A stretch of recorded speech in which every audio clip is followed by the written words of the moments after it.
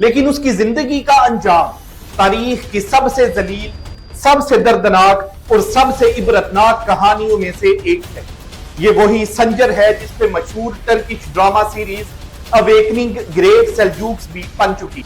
उसके बिस्तर के बिल्कुल पास जमीन में एक खंजर गड़ा हुआ था। अगर वो चाहते तो खंजर जमीन में नहीं सुल्तान के सीने में होता। दाने जंग में ओगूद कबीले ने सुल्तान अजीम अहमद संजर को गिरफ्तार कर लिया। 3 साल तक वो दिन में बादशाह बनता और रात में कैदी। उसने अपनी आंखों से देखा कि उसकी बनाई हुई हर चीज तबाह हो चुकी। दोस्तों, आज की कहानी एक ऐसे बादशाह की है जिसका नाम सुनकर वक्त के हुक्मरान कांपते थे। सुल्तान मलिक शाह संजर।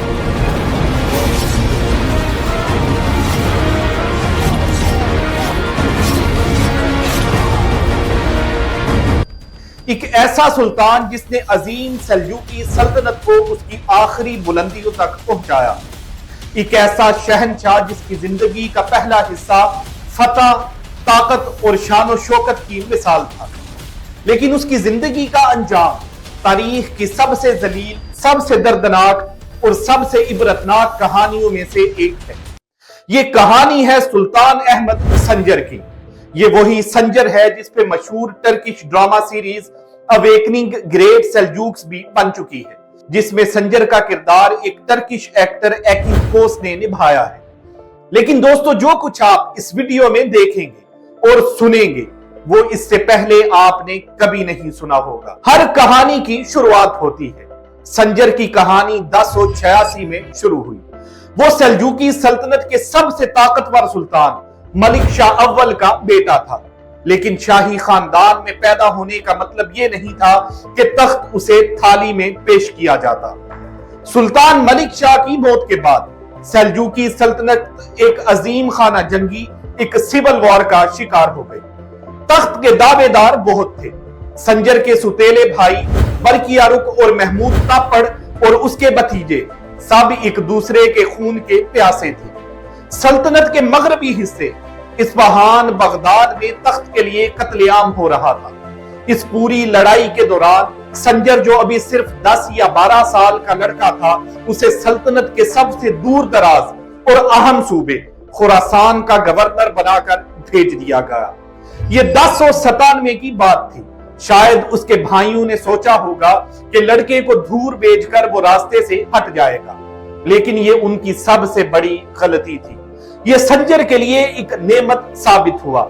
संजर का नाम एक टर्किश लफ्ज है जिसका मतलब है वो जो चीर दे या आर पार निकल जाए।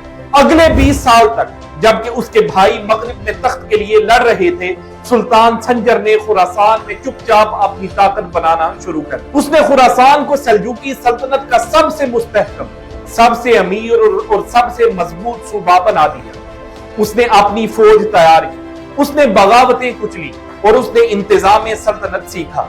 जब 1118 में उसके भाई मोहम्मद तापड़ का इंतकाल हुआ तो संजर तैयार था। वो अब एक लड़का नहीं बल्कि एक तजुर्बेकार जनरल और एक ताकतवर हुक्मरान था।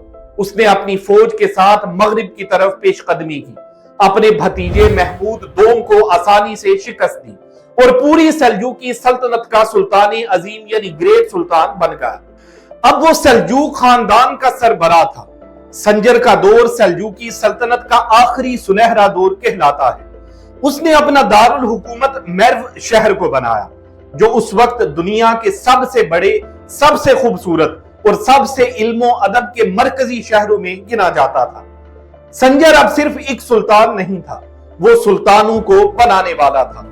उसके दौर में उसकी ताकत का ये आलम था कि सेल्जूकी सल्तनत की सरहदें मशरिक में सेंट्रल एशिया से मगरिब में एनातोलिया तक और शुमाल में एरल सी से जुनूब में समुंदर अरब तक फैली हुई। उसने गजनवी सल्तनत पर हमला किया। 1117 में वो फातेह की हैसियत से गजनी शहर में दाखिल हुआ। उसने वहां के सुल्तान अरसलान शाह को तख्त से उतार दिया और उसकी जगह अपनी पसंद के शहजादे बेहराम शाह को तख्त पर बिठा दिया। बेहराम शाह ने वादा किया कि वो हमेशा संजर का वफादार रहेगा, उसे सालाना खिराज देगा और गजनी की मस्जिदों में सुल्तान संजर के नाम का खुतबा पढ़ा जाए। इसी तरह उसने समरकंद के खारा कानिन हुक्मरानों को भी अपने नीचे काम करने पर मजबूर कर दिया। मशरिक से मगरिब तक सिर्फ एक ही नाम था, सुल्तान अहमद संजर।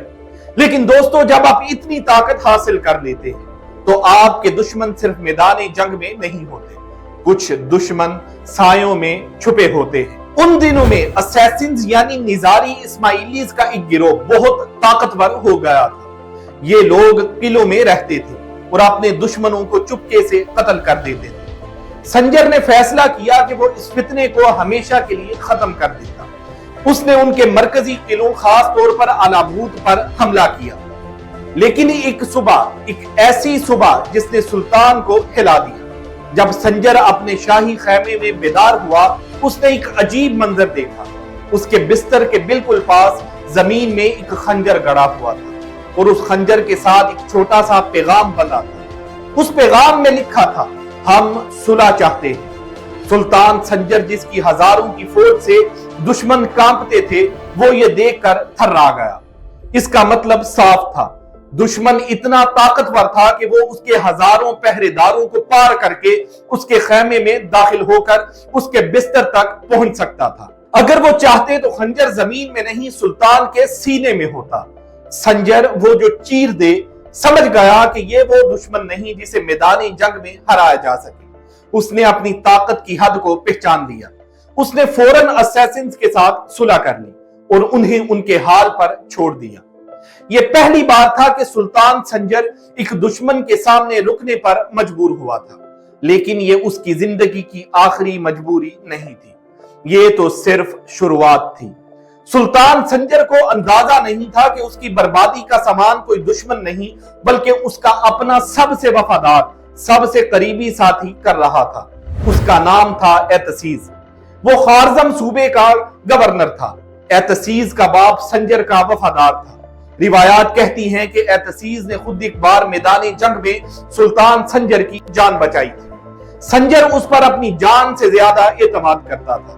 उसने ही एतसीज को खारजम का गवर्नर बनाया था, लेकिन एतसीज के दिल में एक आजाद बादशाहत का ख्वाब पल रहा था। 1138 में उसने सुल्तान संजर के खिलाफ बगावत कर दी। संजर जो मैदान जंग का खिलाड़ी था, उसने अपनी फौज के साथ खारजम पर हमला किया और हैज़ोरेस्प की जंग में एतसीज को बुरी तरह शिकस्त दी। एतसीज मैदान छोड़कर फरार हो गया और यहां सुल्तान संजर ने वो गलती की जिसने उसकी किस्मत पर मोहर लगा दी।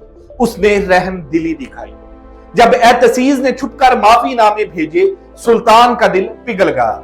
उसने सोचा, ये वही है जिसने मेरी जान बचाई थी। संजर ने उसे माफ कर दिया और खारजम की गवर्नेंस उसे वापस लौटा दी। संजर ने सोचा कि उसने एक दोस्त को माफ किया है, लेकिन वो ये भूल गया था कि अब वो दोस्त एक आस्तीन का सांप बन चुका था। उसने अपने हाथों से इस सांप को वापस अपनी आस्तीन में डाल दिया। एतसीज ने माफी नहीं मांगी थी, उसने वक्त मांगा था और अब उसने वो कदम उठाया जो सेल्जुकी सल्तनत को ले डूबा। एतसीज ने मशरिक से उठने वाली एक नई खौफनाक ताकत, कारा खिताई कबीलों को खत लिखे। ये कारा खिताई अभी इस्लाम में दाखिल नहीं हुए। एतसीज ने उन्हें दावत दी कि वो आए और उसके अपने आका सुल्तान संजर पर हमला कर दे। उसने अपनी सल्तनत को बचाने के लिए दुश्मन को खुद दावत दे दी। ये खबर सुनकर सुल्तान संजर आग बगोला होगा। 1141 में वो अपनी अजीम फौज लेकर समरकंद के करीब कतवान के मैदान में पहुंचा। उसे अपनी जीत का पूरा यकीन था।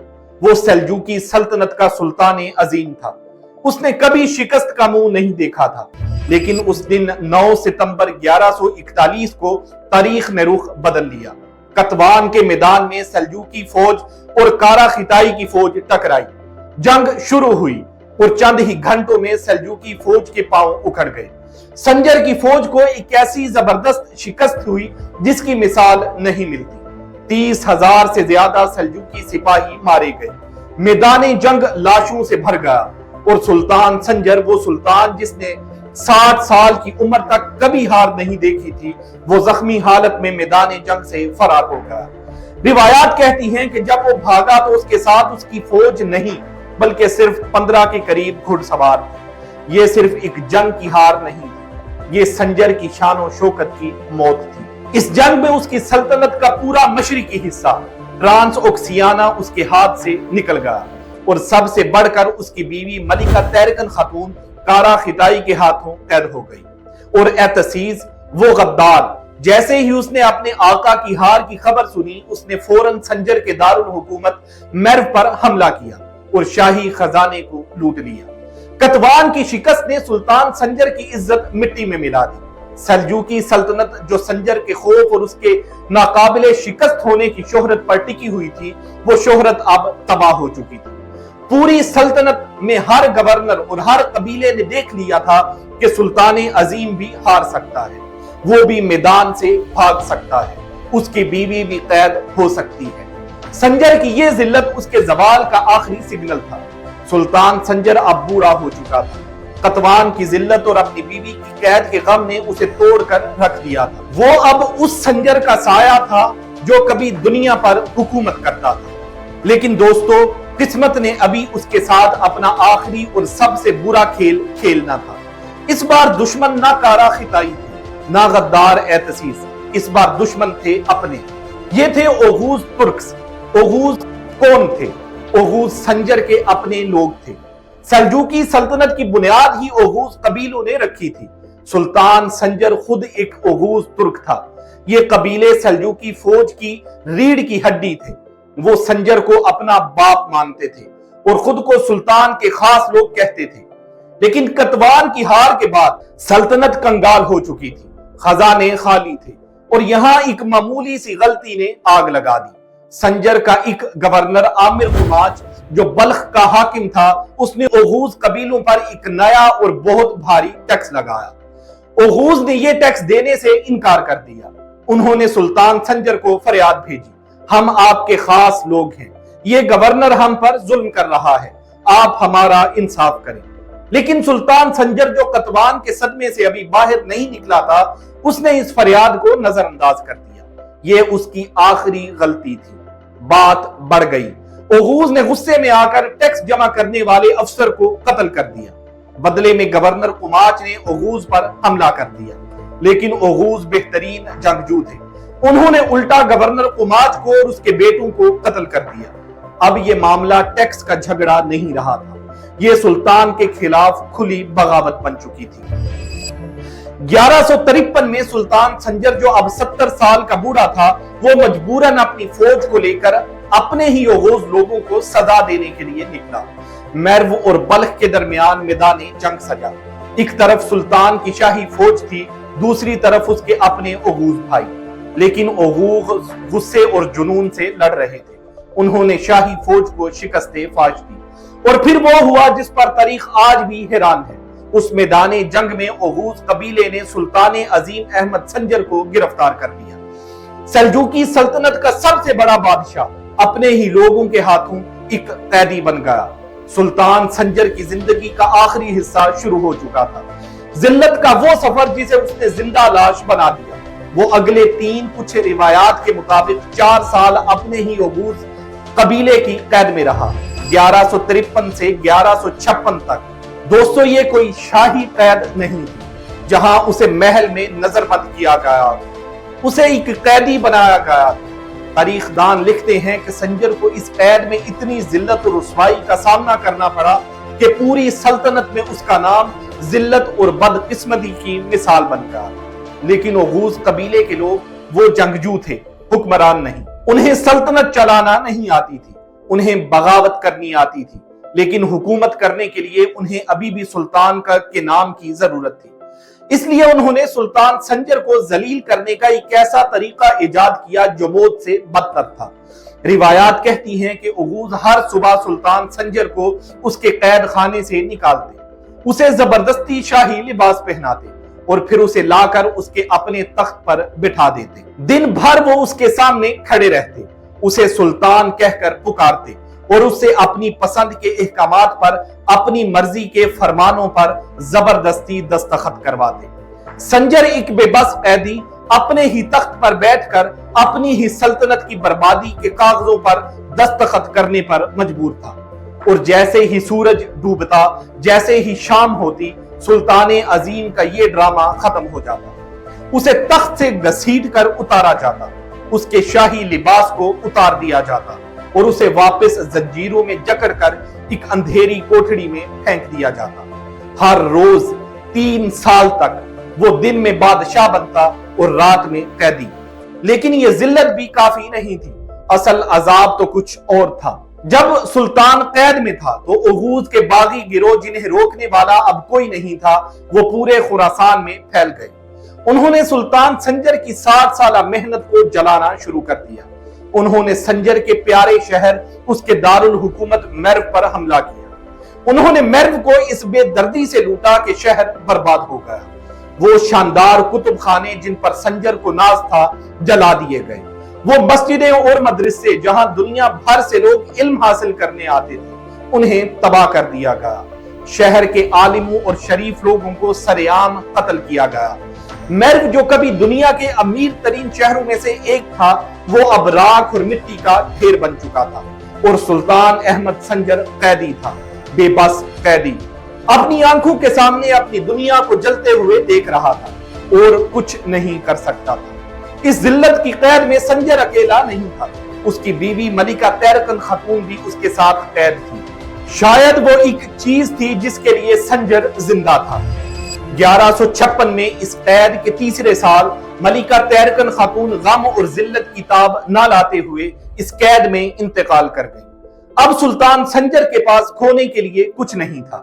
ملکہ کی موت نے سنجر کو ہلا دیا۔ اس بوڑھے سلطان میں اچانک ایک آخری ہمت پیدا ہوئی۔ اس نے فیصلہ کیا کہ وہ اس ذلت کی زندگی سے باہر نکلے گا، چاہے اس کی قیمت موت ہی کیوں نہ ہو۔ اس نے چپکے سے اپنے ایک پرانے وفادار عامر احمد کماج کو پیغام بھجوایا۔ ایک فرار کا پلان بنایا گیا۔ 1156 کی خزاں میں سنجر نے اپنے اوغوز پہرے داروں سے کہا کہ وہ بیمار ہے اور دریا کے کنارے شکار کھیل کر اپنی طبیعت بہلانا چاہتا ہے۔ اوغوز جو اب اسے ایک ٹوٹا ہوا بوڑھا سمجھ کر لاپرواہ ہو چکے تھے، وہ اسے دریا کے کنارے لے گئے۔ وہاں پلان کے مطابق احمد کماج ایک تیز رفتار کشتی کے ساتھ چھپا ہوا تھا۔ جیسے ہی موقع ملا 70 سالہ بوڑھے سلطان نے اپنی زندگی کی آخری دوڑ لگائی۔ وہ پہرے داروں کے نرغے سے بھاگا اور کشتی میں سوار ہو گیا۔ اس سے پہلے کہ اوغوز کچھ سمجھ پاتے کشتی دریا پار کر چکی تھی۔ سلطان احمد سنجر آخرکار آزاد تھا۔ آزاد ہو کر وہ سیدھا اپنے دارالحکومت مرو واپس آیا۔ اس نے سوچا تھا کہ وہ واپس آ کر اپنی سلطنت کو جوڑے گا، اوغوز کو سزا دے گا اور سب کچھ پہلے جیسا کر دے گا۔ لیکن مرو پہنچ کر اسے آخری اور سب سے گہرا صدمہ لگا۔ یہ وہ مرو نہیں تھا جسے وہ چھوڑ کر گیا تھا۔ یہ شہر نہیں تھا، یہ شہر کا قبرستان تھا۔ یہ بھوتوں کا شہر تھا۔ جن گلیوں میں کبھی دھوم ہوتی تھی، وہاں اب صرف موت کا سناٹا تھا۔ اس نے اپنی آنکھوں سے دیکھا کہ اس کی بنائی ہوئی ہر چیز تباہ ہو چکی ہے۔ اس کے محل، اس کی مسجدیں، اس کے لوگ سب ختم ہو چکے تھے۔ یہ صدمہ اس بوڑھے سلطان کے لیے بہت بڑا تھا۔ اس نے قید سے فرار حاصل کر لی تھی، لیکن اس غم سے فرار ممکن نہیں تھی۔ اس نے ٹوٹی پھوٹی حکومت کو جوڑنے کی کوشش کی، لیکن اس کا دل ٹوٹ چکا تھا۔ اس کا جسم آزاد تھا، لیکن اس کی روح مرو کے قبرستان میں ہی دفن ہو چکی تھی۔ اپنے فرار کے صرف 1 سال بعد 8 مئی 1157 کو سلطان احمد سنجر غم اور صدمے کی حالت میں انتقال کر گیا۔ اس نے میدان جنگ میں مرنا پسند کیا ہوگا، لیکن قسمت نے اسے ایک ٹوٹے ہوئے دل کی موت دی۔ اسے مرو میں اسی شاندار مقبرے میں دفنایا گیا جو اس نے اپنی شان و شوکت کے دنوں میں خود اپنے لیے بنوایا تھا۔ سلطان سنجر کی موت صرف ایک سلطان کی موت نہیں تھی، یہ عظیم سلجوقی سلطنت کے تابوت میں آخری کیل تھی۔ اس کے مرتے ہی سلجوقی سلطنت ہمیشہ کے لیے ٹکڑوں میں بکھر گئی۔ کوئی بھی اسے دوبارہ ایک نہیں کر سکا۔ وہ سلطان جو عظیم کہلایا، اس کا انجام یہ ہوا کہ اس کی موت پر رونے والا بھی کوئی نہیں بچا۔ دوستو، آپ سے ملتے ہیں اس سیریز فارگاٹن مسلم ہیروز کے اگلے ایپیسوڈ میں۔ تب تک کے لیے اللہ حافظ۔